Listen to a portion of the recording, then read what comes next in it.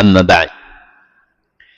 Kita panjatkan puja dan puji syukur kehadirat Allah Subhanahu wa taala.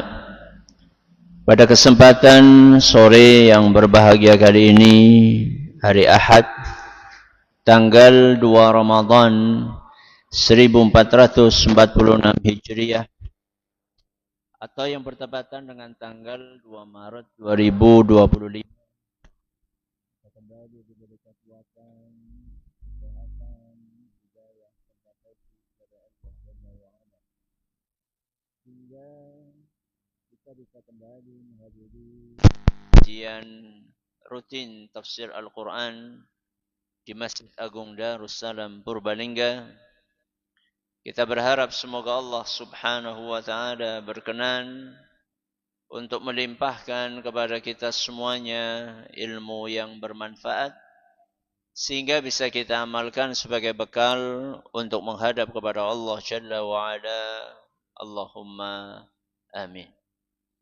Salawat dan salam semoga senantiasa tercurahkan kepada junjungan kita Nabi Agung Muhammad sallallahu alaihi wasallam, kepada keluarganya, sahabatnya, dan umatnya yang setia mengikuti tuntunannya hingga akhir nanti. Seperti biasanya, sebelum kita mengawali pengajian malam hari ini, kita akan membaca sebagian dari ayat-ayat yang termaktub di dalam surat At-Takwir. Semoga Allah Subhanahu wa taala memberkahi majelis kita. أعوذ بالله من الشيطان الرجيم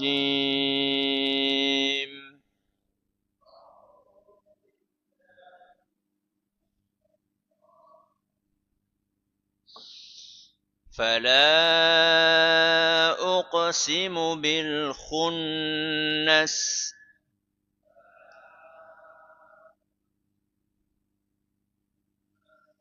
الجوار الكنس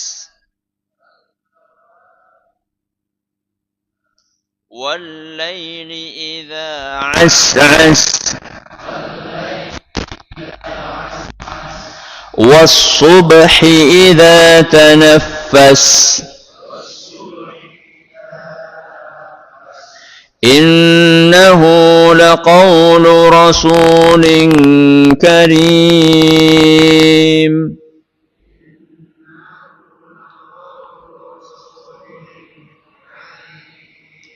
ذي قوة عند ذي العرش مكين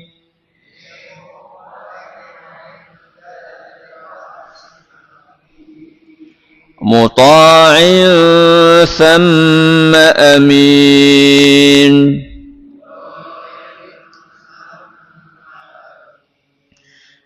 وما صاحبكم بمجنون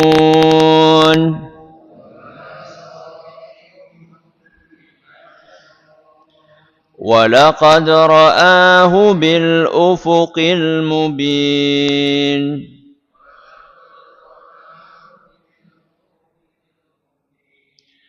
وما هو على الغيب بضنين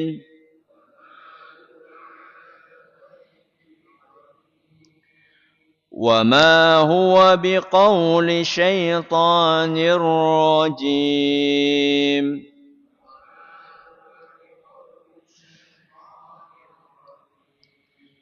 فأين تذهبون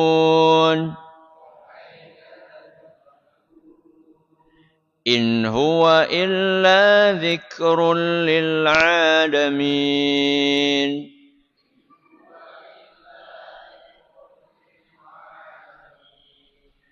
لمن شاء منكم أن يستقيم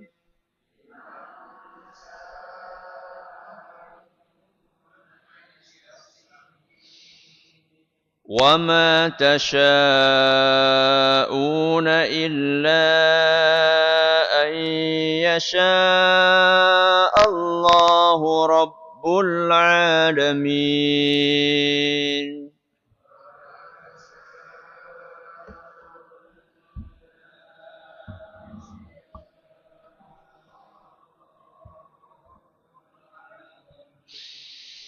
Para hadirin dan hadirat sekalian dan juga segenap pendengar serta pemirsa rahimani wa rahimakumullah.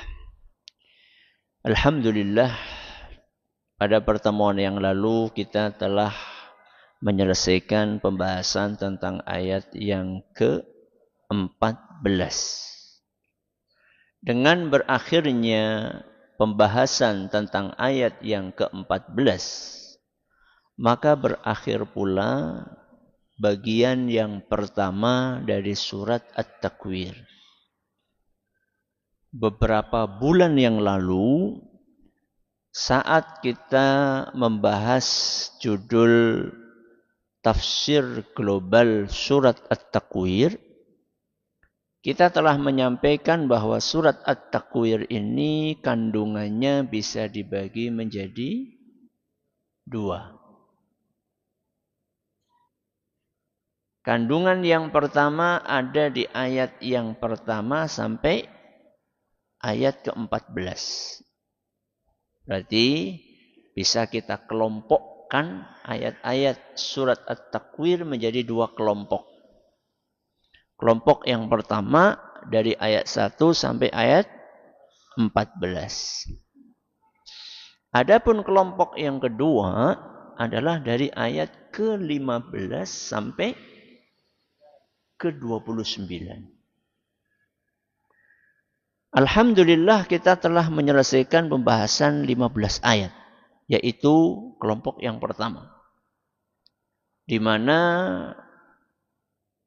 di sekian belas ayat itu Allah Azza wa Jalla menceritakan tentang beberapa peristiwa hari kiamat. Baik itu peristiwa yang terjadi menjelang hari kiamat ataupun peristiwa-peristiwa yang terjadi di setelah hari kiamat. Ini adalah bagian yang pertama. Bagian yang kedua dimulai dari ayat yang akan kita bahas malam hari ini. Apa kandungannya? Kandungannya adalah penegasan tentang kebenaran wahyu. Kenapa? Penegasan tentang kebenaran wahyu. Bahwa wahyu yang Allah turunkan melalui malaikat Jibril lalu disampaikan kepada Nabi kita Muhammad sallallahu alaihi wasallam itu benar adanya. Tidak boleh kita meragukan kebenaran wahyu tersebut sedikit pun. Jadi ini adalah isi dari bagian yang kedua. Para ulama mereka menjelaskan tentang korelasi antara bagian yang pertama dari surat At-Takwir dengan bagian yang kedua. Ini yang diistilahkan dengan ilmu munasabat. Ilmu munasabat adalah ilmu yang menjelaskan tentang korelasi antara ayat-ayat Al-Quran. Jadi ternyata antara ayat-ayat Al-Quran itu punya korelasi, punya hubungan, punya keterkaitan. Dan ini menunjukkan betapa tingginya balaghah atau sastra Al-Quran. Jadi orang itu kalau antara satu kalimat dengan kalimat yang lainnya dalam omongannya itu nyambung, itu artinya omongannya memang berkualitas. Ya. Karena antara satu kalimat dengan kalimat yang lainnya nyambung. Kalau orang antara satu kalimat dengan kalimat yang lainnya yang dia ucapkan tidak nyambung, itu tandanya orang nyambung. Tandanya omongannya itu tidak berkualitas. Makanya harusnya pengajian itu antara awal pengajian dengan akhir pengajian apa? Nyambung. Jadi orang ngalor ngidul orang genah. Ya. Meniru Al-Quran. Nah, di antara aspek munasabah, korelasi yang dijelaskan para ulama adalah antara awal surat dengan akhir surat. Bagian yang pertama ada di awal surat, bagian yang kedua ada di akhir surat. Apa korelasinya? Sekurang-kurangnya ada 3. Hubungan antara bagian yang pertama dengan bagian yang kedua surat At-Takwir. Kita bahas dari korelasi yang pertama. Di bagian yang pertama Allah menceritakan tentang dahsyatnya peristiwa apa? Hari kiamat.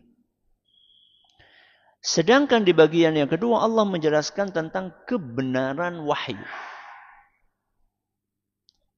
Maka para ulama kita menerangkan bahwa kita ini harus menerima wahyu dari Allah Azza wa Jalla secara total. Kenapa demikian?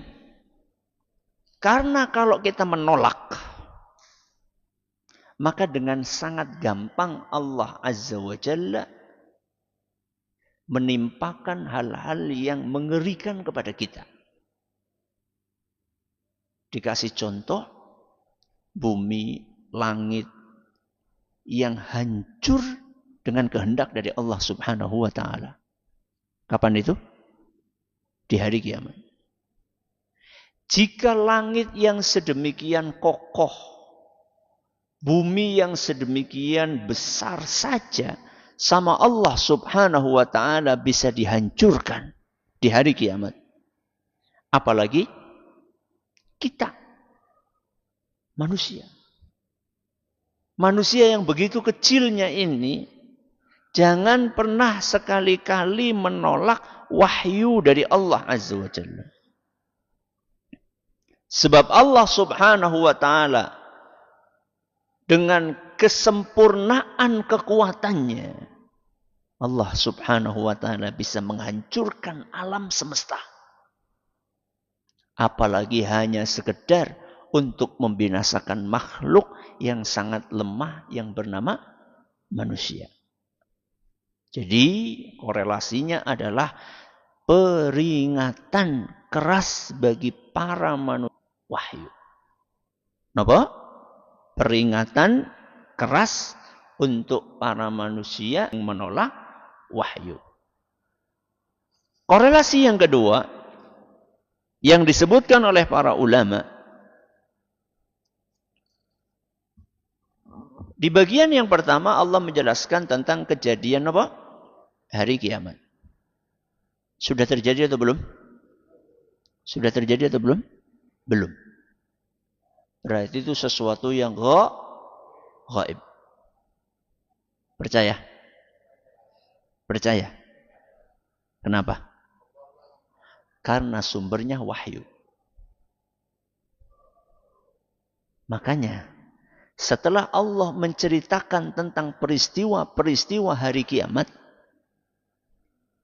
Allah lanjutkan pembahasan tentang kebenaran wahyu. Kenapa? Karena peristiwa-peristiwa hari kiamat itu sumbernya dari mana? Dari wahyu.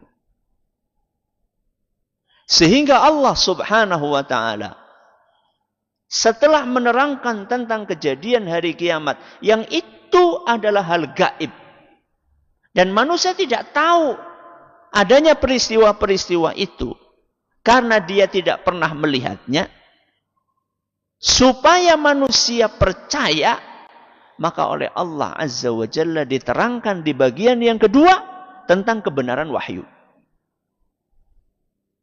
Sebab sumber pemberitahuan dan pemberitaan tentang adanya hari kiamat ada di mana? Ada di dalam wahyu. Jadi korelasi yang kedua, bahwa wahyu adalah sumber berita tentang kejadian di hari kiamat. Maka kalau orang percaya wahyu, dia akan percaya adanya hari kiamat. Berarti sebaliknya apa? Kalau orang tidak percaya wahyu, maka dia tidak akan percaya dengan hari kiamat. Ya. Oke, ini yang keberapa ini? Ini yang kedua. Korelasi yang ketiga. Di bagian yang pertama, Allah Subhanahu wa taala menceritakan tentang hancurnya alam semesta. Langit atau bumi? Dua-duanya. Sistem yang begitu rapi hancur. Ya. Langit yang begitu kokoh hancur. Bintang-bintang yang awalnya bergerak dengan begitu presisinya berantakan. Jatuh berantakan. Di bagian yang kedua, Allah Subhanahu wa taala membukanya dengan sumpah menggunakan beberapa makhluknya. Di antara yang Allah gunakan untuk sumpah adalah bintang. Dan bintang ini Allah sebutkan punya sistem kadang kelihatan, kadang tidak kelihatan. Kapan kelihatannya? Di malam hari. Kapan tidak kelihatan? Di siang hari. Sistem ini teratur atau tidak? Teratur. Di bagian yang kedua juga Allah menceritakan tentang pergantian siang dan malam. Dan sistem ini juga teratur. Sekian ribu tahun sistem ini berjalan dengan sangat teratur. Pertanyaannya, siapa yang mengendalikan sistem tersebut? Allah. Dan siapa yang menghancurkan sistem itu? Allah. Maka korelasinya adalah semuanya di bawah kendali Allah. Apa? Semuanya berada di bawah kendali Allah. Keteraturan sistem alam semesta atau kehancuran alam semesta di hari kiamat, yang mana yang di bawah kendali Allah? Dua-duanya. Sehingga ini menunjukkan betapa kuatnya kekuasaan Allah Subhanahu wa taala. Oke. Selesai pembahasan tentang korelasi. Sekarang kita masuk ke dalam tafsir ayat yang ke-15 dari surat At-Takwir. Allah berfirman, "Fala uqsimu bil khunnas." Artinya, sungguh aku bersumpah dengan bintang-bintang. Siapa yang bersumpah? Allah. Biasanya sumpah itu diucapkan untuk apa? Meyakinkan. Meyakinkan siapa? Meyakinkan orang yang mendengar bahwa yang disampaikan benar. Biasanya sumpah itu diucapkan ketika sosok yang berbicara ini ingin menegaskan bahwa apa yang dia sampaikan itu benar. Saya tanya sama jenengan. Seandainya Allah tidak mengawali firman-Nya dengan sumpah, jenengan percaya atau tidak? Hah? Percaya? Allah enggak sumpah misalnya nih. Percaya? Kenapa percaya? Karena Allah maha benar. Lah terus kenapa Allah bersumpah? Karena Al-Quran diturunkan pakai bahasa Jawa, Arab. Karena Al-Quran diturunkan pakai bahasa Arab. Dan salah satu di antara gaya bahasa Arab adalah apa? Sumpah. Makanya jenengan perhatikan di dalam Al-Quran. Banyak atau sedikit sumpah? Banyak banget. Coba aja di surat yang ada di dalam juz amma. Jajal apa? Mau cari akeh. Wadduha, demi waktu duha. Sumpah bukan? Sumpah. Terus walail, demi malam. Terus wattini wazaitun, demi buah tin dan buah zaitun. Terus wal asr, demi masa. Terus wasyamsi, demi matahari. Terus entong wal fajr, demi waktu fajar. Terus wadduha sudah keluar dari keluar dari juz. Isi dari perkataan Allah itu nggak benar sehingga perlu diawali dengan apa? Sumpah, bukan. Tanpa diawali dengan sumpah pun kita yakin seyakin-yakinnya bahwa apa yang Allah sampaikan mesti benar.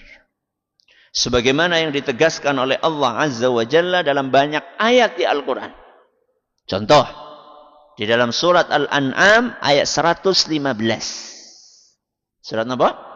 Al-An'am ayat 115.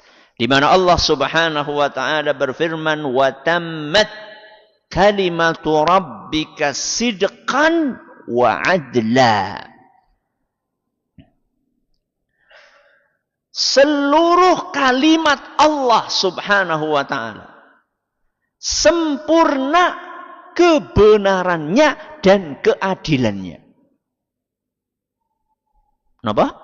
Seluruh kalimat Allah niku sempurna apanya? Kebenarannya dan keadilannya.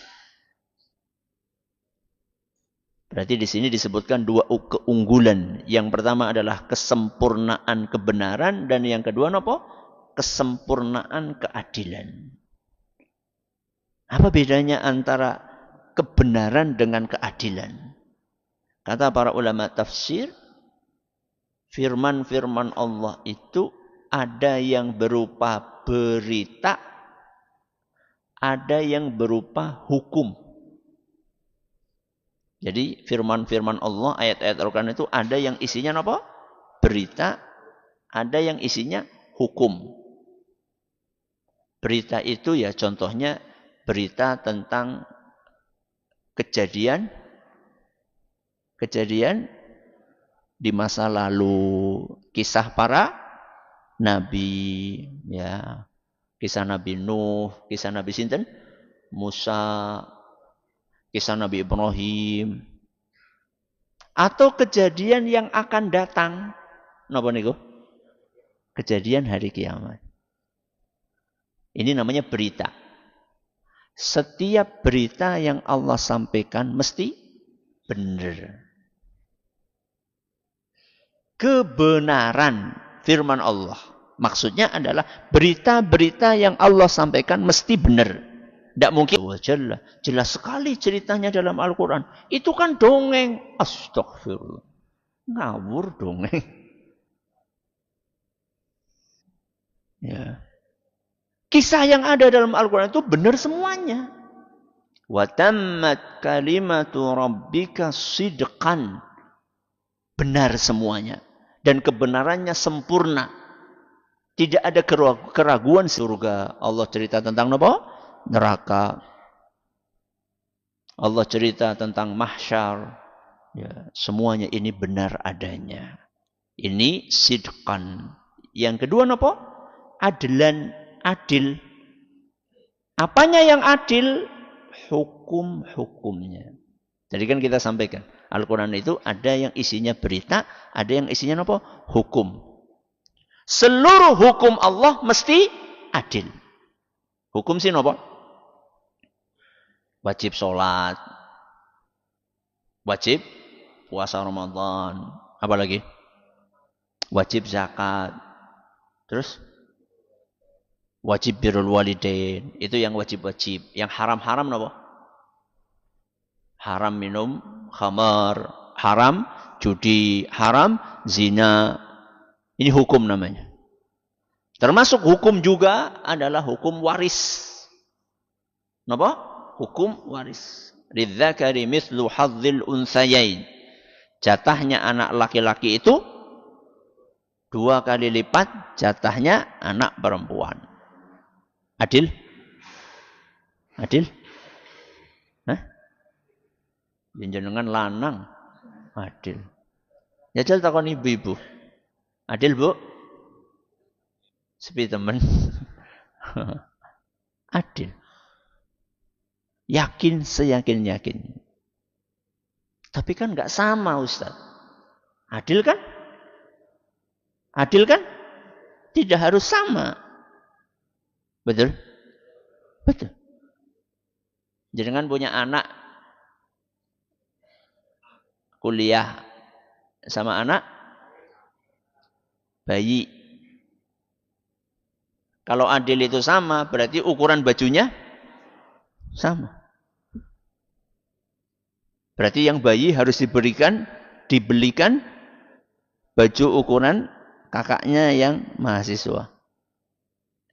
Atau sebaliknya, biar sama, kakaknya dibelikan baju bayi gitu. Mana yang adil? Enggak ada yang adil. Karena adil itu tidak harus sama. Ya. Ya, terus waris kok laki-laki dapat 2, perempuan dapat 1, adilnya di mana, Ustaz? Ya adil banget lah. Kenapa? Karena pria itu menanggung, kalau perempuan ditanggung. Laki-laki itu nanti jadi kepala keluarga. Kepala keluarga punya tanggungan anak dan istri. Sedangkan wanita nanti akan menjadi anggota keluarga yang ditanggung oleh suaminya. Berarti yang lebih butuh duit banyak sinten? Laki-laki. Jadi Allah itu maha adil. Seluruh hukum Allah itu adil. Ya. Jadi jangan sampai nanti ada anak yang jenengan protes. Kenapa saya disuruh puasa, wong ibu enggak puasa kok? Kenapa? Haid. Haid. Sampaikan kepada anak kita, nak, adil itu tidak harus sama. Kalau misalnya adil itu harus sama, ibumu itu hamil loh, nak. Berarti biar adil, ayahnya ikut hamil gitu. Adil itu tidak harus apa? Sama. Hukum Allah itu mesti adil. Ya. Oke. Fala uqsimu. Sungguh aku bersumpah. Bil khunnas. Khunnas artinya adalah apa? Bintang. Kenapa kok bintang dinamakan khunnas? Ya. Khunnas ini dari kata-kata khanasa. Khanasa itu artinya adalah sesuatu yang timbul, muncul setelah tidak terlihat. Sesuatu yang kelihatan setelah sebelumnya apa? Tidak kelihatan. Dan begitulah karakternya bintang. Bintang itu kadang terlihat, kadang tidak terlihat. Kalah dengan sinar matahari. Atau karena rotasi bumi. Berarti bintang itu punya kelemahan atau tidak? Bintang itu punya kelemahan atau tidak? Punya. Maka jangan disembah. Maka nasib kita jangan digantungkan kepada bintang. Masih percaya horoskop? Masih ngaji, masih percaya ramalan bintang. Masih percaya zodiak. Bintangnya apa bintangnya? Masih kemutan. Gemini, pemaning, Leo, Terus Virgo. Ya. Isi maca ramalan bintang. Astagfirullah. Asmara hari ini. Apalagi biasanya? Keuangan hari ini. Terus? Isi kemutan yuk.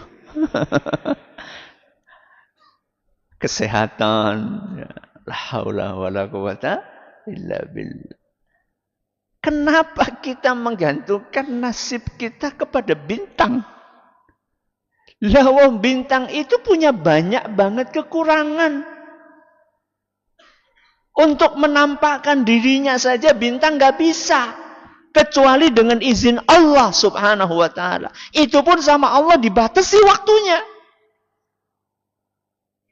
Cuma malam hari. Padahal saya tanya sama jenengan, bintang itu jumlahnya berapa? Tidak tahu kita. Mungkin miliaran jumlahnya. Itu semuanya tunduk patuh kepada Allah subhanahu wa ta'ala. Mereka tidak punya kemampuan hanya sekedar untuk memperlihatkan diri saja. Di siang hari hancur, padam, jatuh berantakan. Masa ada Tuhan jatuh berantakan? Ya. Kalau misalnya di dunia ini nasibnya digantungkan kepada bintang, lu nanti di hari kiamat bintang hilang kepriwe? Mau cari perlindungan di mana? Maka bersyukurlah kepada Allah subhanahu wa ta'ala. Ketika kita dikasih hidayah untuk menyembah Allah azza wa jalla. Karena Allah subhanahu wa ta'ala al-ahad. Yang maha esa. Allah azza wa jalla al-qawi. Yang maha kuat. Allah subhanahu wa ta'ala al-qadir. Yang maha kuasa. Yang maha mampu. Allah subhanahu wa ta'ala al-ghani. Yang maha kaya. Allah subhanahu wa ta'ala al-aziz. Yang maha perkasa. Allah subhanahu wa ta'ala al-karim. Yang maha mulia. Allah subhanahu wa ta'ala al-hayyu. Yang maha hidup. Al-qayyum. Yang maha mengurusi para makhluknya. Alhamdulillah, kok kita dikasih hidayah untuk menyembah sinten? Allah. Maka pertahankan hidayah ini sekuat tenaga. Jangan pernah mau digoda sama orang yang memprovokasi kita untuk menyembah selain Allah. Apa pesan dari Allah di dalam Al-Quran? Wa tawakkal 'alal hayyil ladzi la yamut. Bertawakallah hanya kepada Al-Hayy. Nama Al-Hayy? Yang maha hidup. Alladzi la yamut. Yang tidak mungkin mati. Berarti kalau selain Allah itu kemungkinannya 3. Kemungkinannya berapa? 3. 1. Makhluk hidup yang bakalan mati. 2. Mantan makhluk hidup. Alias wong mati. 3. Benda mati. Jadi selain Allah kemungkinannya 3. Napa? Makhluk hidup yang bakalan mati. Yang kedua, mantan makhluk hidup alias wong mati. Yang ketiga, benda mati. Yang jenengan sembah yang mana? 3-tiganya enggak. Jangan menggantungkan nasib kepada makhluk hidup. Kenapa? Karena makhluk hidup sesoleh apapun bakalan mati. Jadi jangan mau kita dibodohi, nyembah. Wah, ini ada wong sakti mandraguna otot kawat balung tok. Sekuat-kuatnya makhluk ini bakalan apa? Mati. Terus kalau misalnya kita bergantung kepada makhluk hidup ini, setelah mati kita mau kemana? Setelah dia mati, kita mau nyembah siapa? gonta-ganti sembahan gitu. Ya. Lebih parah daripada gonta-ganti pasangan. Ya. Gonta-ganti sesembahan iki kepriwe kok Tuhan kok molah malih iki kepriwe. Atau menyembah napa? Mantan makhluk hidup. Siapa? Orang mati. Loh, yang masih hidup saja nggak boleh disembah, apalagi yang sudah mati. Ya. Mereka tidak dengar apa yang kita sampaikan. Kita minta sekeras mungkin, walaupun pakai nopo, pakai mic, nggak dengar. Ya. Wa ma anta bimusmi'in man fil kubur. Dan engkau tidak mungkin bisa membuat orang yang di kuburan itu dengar. Tidak mungkin. Ngapain capek-capek minta kepada orang yang sudah mati? Kalaupun kita mau berziarah kubur, tujuannya mendoakan. Allahumma ghfir lahu warhamhu wa'afihi wa'afu anhu. Ya. Atau yang ketiga, nopo? Benda mati. Kalau yang pertama saja nggak boleh disembah, yang kedua nggak boleh disembah, apalagi yang ketiga. Kan aneh bin ajaib. Singgawe patung malah nyembah patung. Lho singgawe jenengan, nek jenengan orang gawe, patungnya orang anak. Berarti lebih hebat nih. Yang bikin. Bahkan patung itu ketika kebeledugan, kena debu, siapa yang membersihkan? Yang bikin.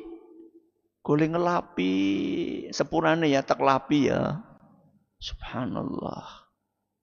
Maka sembahlah sinten?